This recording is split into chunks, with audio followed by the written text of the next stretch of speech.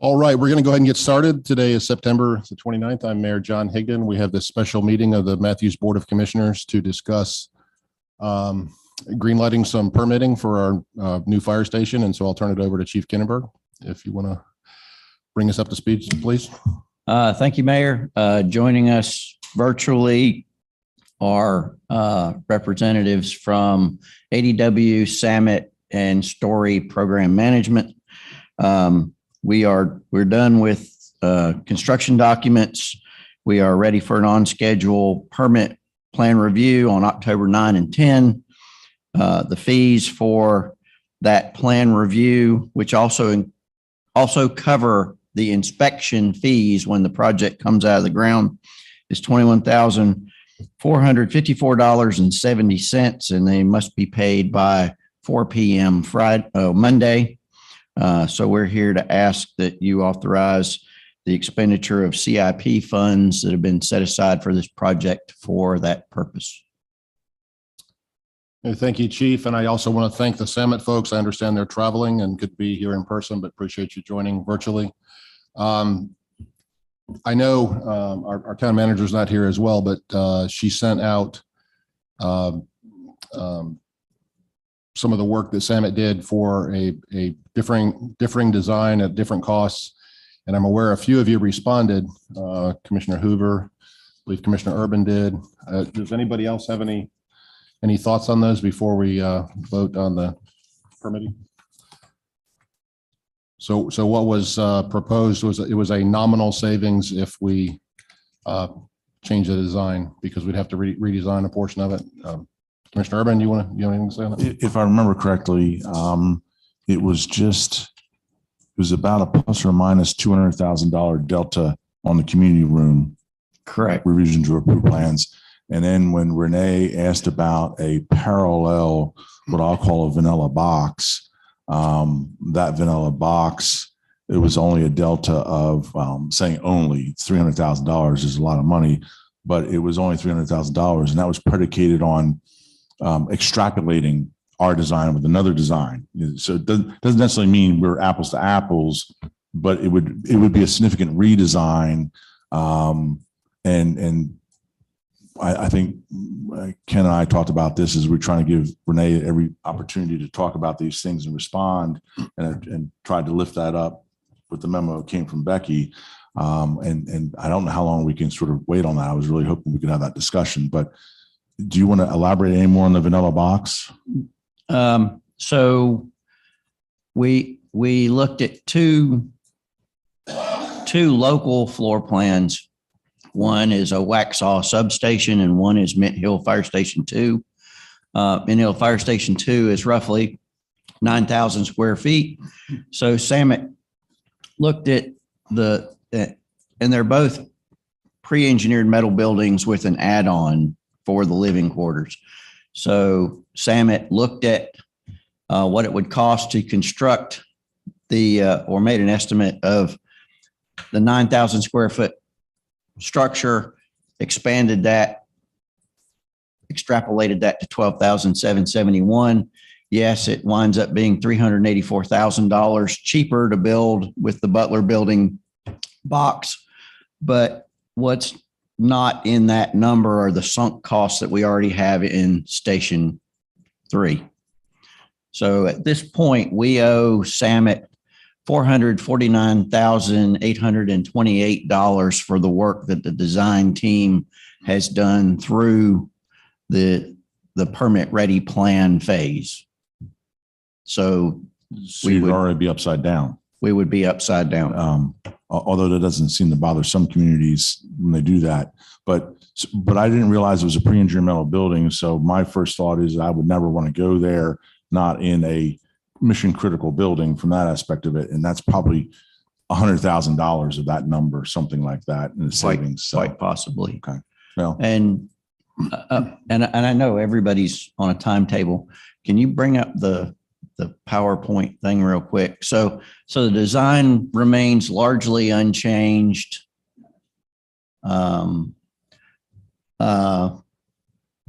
Okay, so go back to a little line. Okay, so, and this is really busy. but the design remains largely unchanged. We've been through preliminary plan review with the county. Mr. Urban, this will make sense to you, but probably not to the rest of us. So the county views the mezzanine areas as occupied space, even though they're mechanical spaces. So we had to add stairwells on both sides. We found a cost-effective method to do that. We have the cost for low voltage wiring is separate from the ADW or SAMIT costs, but we've accounted for those through Story with our program management numbers. When we finished up, back when we did the add alternate design, we are lower than the cost we anticipated at that point. I can't quote you that number right now because it keeps moving. The only thing we don't know is, and I'm going to call it an act of God, whatever God put under the property. We've already done our geotechnical work. We've done our boring.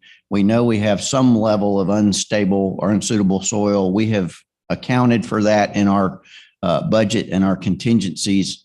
So we feel comfortable that we will be below the number we discussed back in August. Let's hope it's bubbling crude or gold. I hope so, Jed. I hope so. We found a better alternative for the metal building structure that we'd like to add. It's going to run about 150,000 versus the 250 that we were planning. So we've shaved funds there. We've lowered the number of parking spaces. We have redesigned the BMP. That's the stormwater utility. County did not like the stormwater plan, so we're still going through review on that. At this point, we still hope to bring you a guaranteed maximum price in November, even though some of the reviews will still be ongoing. It's just the nature of this type of development. But we hope to bring you a GMP in November. All right, thank you. I think I recall Commissioner Whitley, you responded to Becky's email. So I think the only folks that I haven't heard from, and apologies if you did reply, but is Ken and Mark. So Mayor Pro Tem, do you have any thoughts on moving forward with this design or permitting, et cetera, whatever? I think we should permit as is. It doesn't seem there's a significant amount of cost savings, so I'm comfortable where we are. Commissioner Tefano? So just so I'm clear, excuse me, the community room is still in this design? Yes, sir. Yeah, and this is basically the original design from about a month ago? Yes. If you'll scroll back one, this is what you're looking at. Okay, so here's the community room side of the building. We did have to make some changes, but we still have the community space, the 2 restrooms, a vestibule and a conference room, which give us a very nice community oriented space, and it gives us additional programming space for continuity of operations, emergency operations center, whatever we need at that time. Yes. Same size community room? Same size. We've not changed the footprint. That's important to me because for that area, there's so much growth going on. A lot of times people want to have a private meeting and it will be for rent. Is that correct? We rent It will be available it'll be available to the community. That's right. I know the term birthday parties has been kicked around. We don't really want to do birthday parties in this space, but it'll be available to the community. And that's good because it's usable. People looking for small rooms that they can have. And I don't have a problem with birthday party because we got a community room that we use and we rent out for birthday parties. Mm-hmm. Little kids like stuff, but they just use that area only. But it's profitable. Yep. We ain't making no money, but we ain't losing nothing off of it. But it's a good room for the community that side of town. Thank you, Chief. Well, Commissioner Tefano, do you have further comments or questions? No, I just wanted to make sure that this was the same design as it was prior to Commissioner Gardner raising her objections and trying to cut back on certain areas? Yes, the stairwells I mentioned, we absorbed the additional room they would need by reconfiguring some of the internal space, but we have not changed the footprint of the building. Well, I'm in agreement with going forward as is, as you're presenting. Thank you. Thank you, sir. Commissioner Hoover, you had a comment?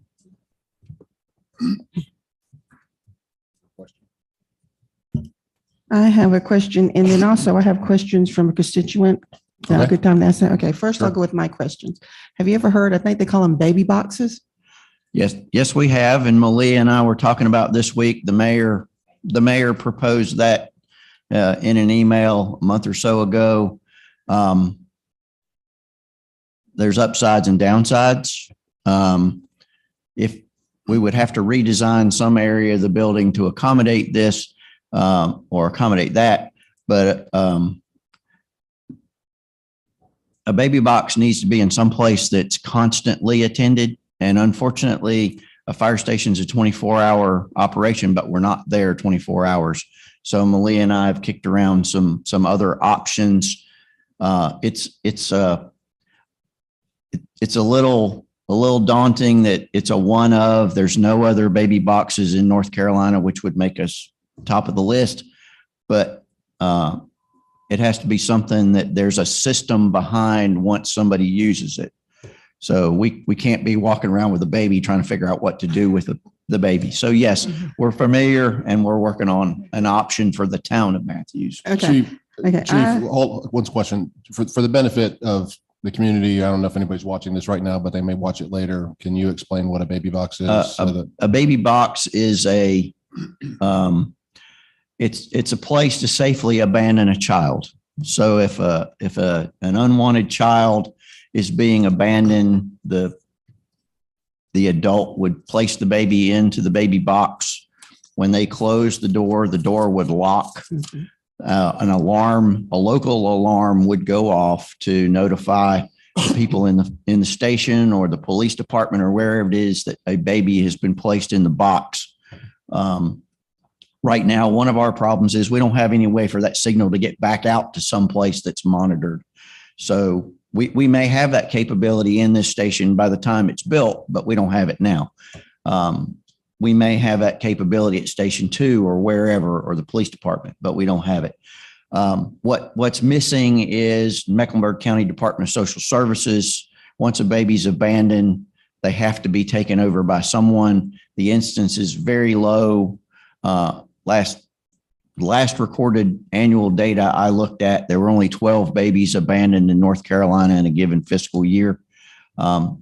You want this in a discrete location, so you don't want a lot of lights and a lot of cameras.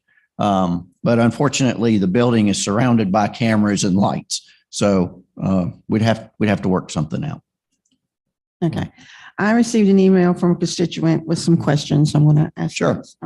As you know, women are in the workforce and fire Yes. stations. She's wanting to know, how will women be accommodated in the sleeping quarters? She's concerned about that. Can you roll to the floor? There's a drawing of there you go. So we've battled this for years in the fire service. What we've done is the building has 2 bedrooms, and they're labeled as officer bedrooms because we still, there's a certain amount of rank has privilege. But there are 2 bedrooms with doors that close, and there are 8 cubicles. Cubicle sleeping in an emergency services building is the norm. So we can, depending on and I don't want to say how things work out, but we can accommodate someone who wants to sleep privately in this building. Currently, Station 1 has 6 individual bedrooms. Station 2 has 2 dormitory bedrooms. So just a different arrangement. As far as the whole male-female locker room question, we have gone with what's referred to as a unisex locker room. The locker room itself in the green is open. Each of 4 bathrooms is completely enclosed off the locker room. So a female or a male firefighter could get their stuff out of their locker, go into one of the 4 bathrooms, shower, shave, whatever, get dressed, complete privacy. Okay, then she's wondering, for the community room, are there any concerns for security? Are there any, she has, Yes. If you slide over to the other side, there you go. Okay. So, and this, can you go to the floor plan? There you go. Okay. So, the community room is on the more visible side of the fire station to start with. It faces Idlewild Road toward Mint Hill. So people coming down the road can see the presence of cars in the parking lot.